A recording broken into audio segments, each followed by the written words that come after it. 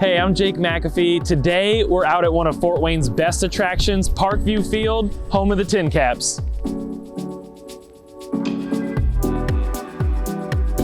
Fort Wayne is a rich part of baseball history. We actually hosted the first ever professional baseball game, and we even had Babe Ruth visit during a barnstorming tour. In the early 1990s, minor league baseball was on the rise, but the Kenosha Twins were struggling with attendance, cold weather coming off Lake Michigan, and just an old antiquated stadium. Okay, here I'm over in the corporate field boxes. It's kind of cool. Different businesses rent these out. You can host clients, give them away as gifts. It's a really cool thing, and it's got a nice view coming down the third baseline, and sometimes the sun stays out of your eyes. So the inaugural season for then Fort Wayne Wizards was in 1993. They sold 1,700 season tickets on the first day, which at the time was a minor league record, and they opened to a sellout crowd. Their first ever game, which was a road game, they turned a triple play in the first game. So they started out with amazing baseball as their slogan, and the team kind of lived up to the hype early on. Right now we're over here in the Sweetwater Fun Zone. You can see the rock climbing wall behind me. During the season, they'll have bounce houses set up. They'll have the pitch speed count. Just a lot of games. It's a fun little area for kids. So by the mid-2000s, the trend in minor league baseball had started to change from these old generic stadiums to kind of like the downtown social hotspots that actually became the center for economic development. Another cool thing about the stadium is out in left field, there's actually a mix of bars and restaurants out here, so you can kind of get a little variety, and they got patio hangouts that still have a little bit of a view of the stadium. Mayor Tom Henry was smart enough to know that a vibrant urban downtown was going to be the key to the future of Fort Wayne. So in December 21st of 2006, they announced a $30 million new ballpark that now became Parkview Field.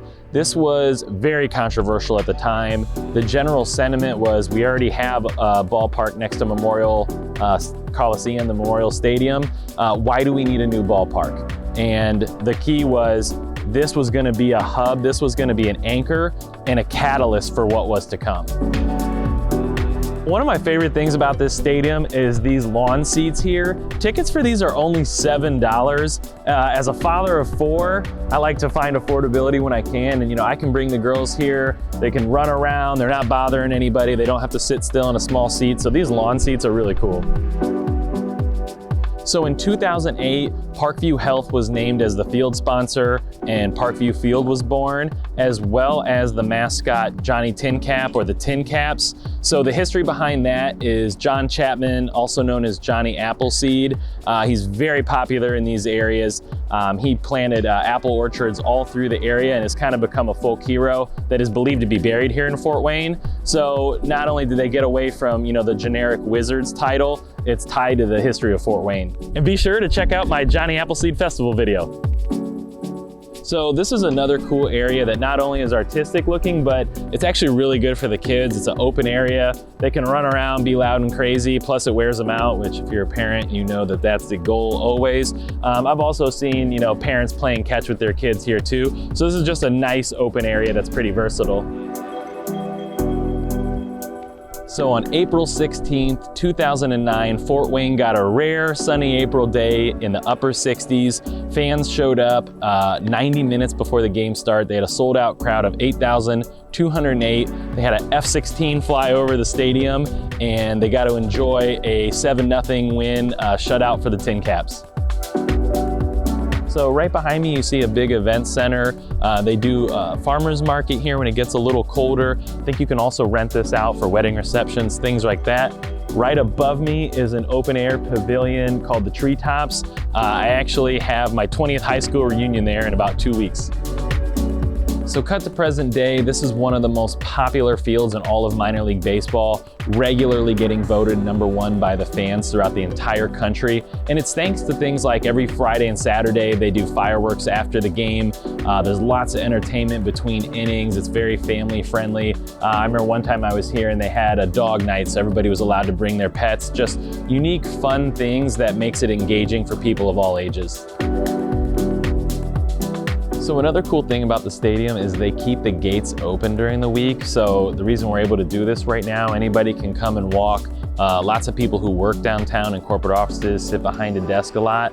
This is where they come and get their fresh air when it's warm and, you know, just kind of walk some laps, clear your mind. I've done the same thing when I was working downtown.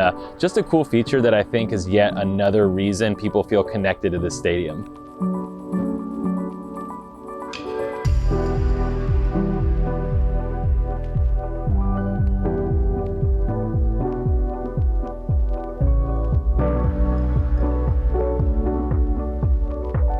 So as we mentioned, this stadium was meant to be a catalyst for growth and change and kind of an anchor in the downtown market. And that's exactly what happened. Right behind me, you see Cityscape Flats, there's apartments, townhouses that you can own on this side. All the houses around here have slowly started to improve. People have been investing money in them. The neighborhoods have become more popular. We even got Rudy's Cigar Bar right behind me where you can have a cigar, a little ventilated, and have a beer as well. All right, well, we hope you enjoyed the tour. Even if you're not a baseball fan, I hope you see that there's fun for all ages. There's something for almost everyone to do. So much entertainment. This has been a blessing for the city, and thank you to all those who made it possible. Check us out in the next video.